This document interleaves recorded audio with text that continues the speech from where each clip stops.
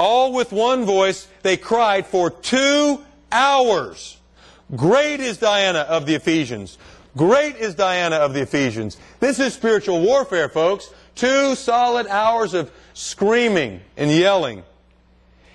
And I love the city clerk. What a guy. And when the city clerk had quieted the crowd, he may be more, he probably doesn't, he gets overlooked because of the craziness. Let's follow his example. He said, Men of Ephesus, what man is there who does not know that the city of the Ephesians is temple guardian of the great goddess Diana in the image which fell down from Zeus? We all know that Zeus threw this temple down. It's a gift from the gods. Why are we so upset? Well, the guy's confused, but he's calming everybody down. Therefore, since these things cannot be denied, you like that? We can't. Zeus threw the temple down. We all know it. But God's using this guy.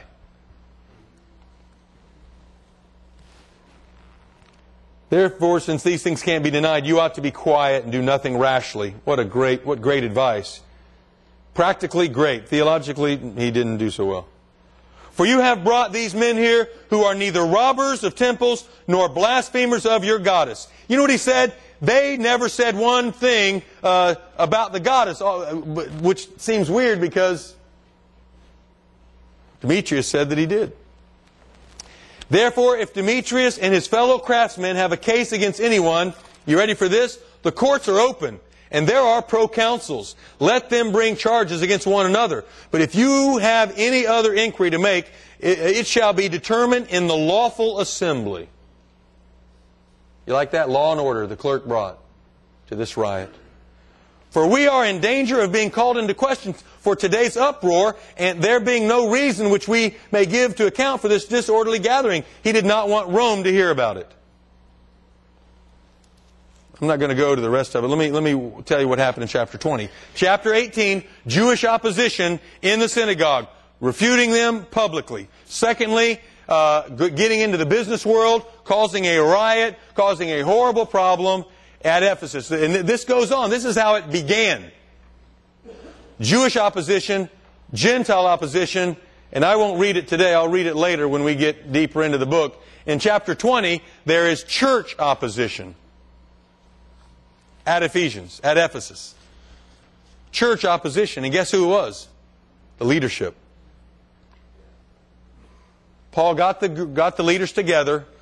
Chapter 20, 17 through 38. He gets the leaders together and he says, I'm going to Jerusalem. I don't know what's going to happen to me, but I'm worried about you because when I leave, there are wolves among you from within your own leadership.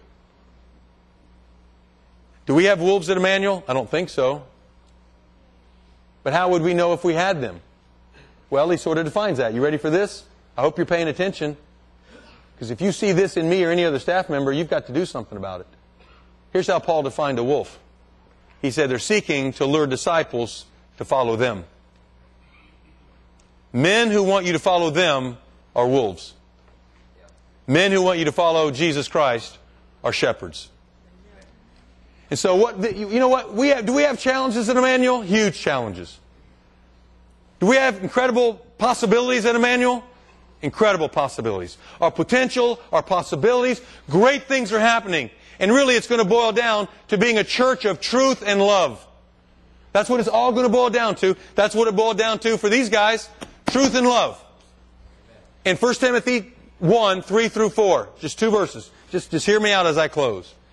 In 1 Timothy 1, 3 and 4, Paul says to Timothy, stay in Ephesus because false teachers are still there messing people up. Teach them the truth. Make sure the truth prevails. 2 Timothy, same things happening. Give them truth. Give them truth. Fight off the error. Fight off the error. And they fought so hard for truth, just like we will. They fought so hard for truth that in 30 years, they had it. Now, they had it before that, but 30 years later, we know from Revelation chapter 2, they were truthful. Do you know what else we discover from Revelation 2? They got the truth and lost their love. And I worry about that here. I worry about that here. Paul worried about it in Ephesus. We're finally there. We are all grounded on the truth. Sure wish we loved each other more, though. That's what happened at Ephesus. It's not a perfect story. We've got to be people of truth and people of love. You can't replace those things. Bow your heads with me as we close.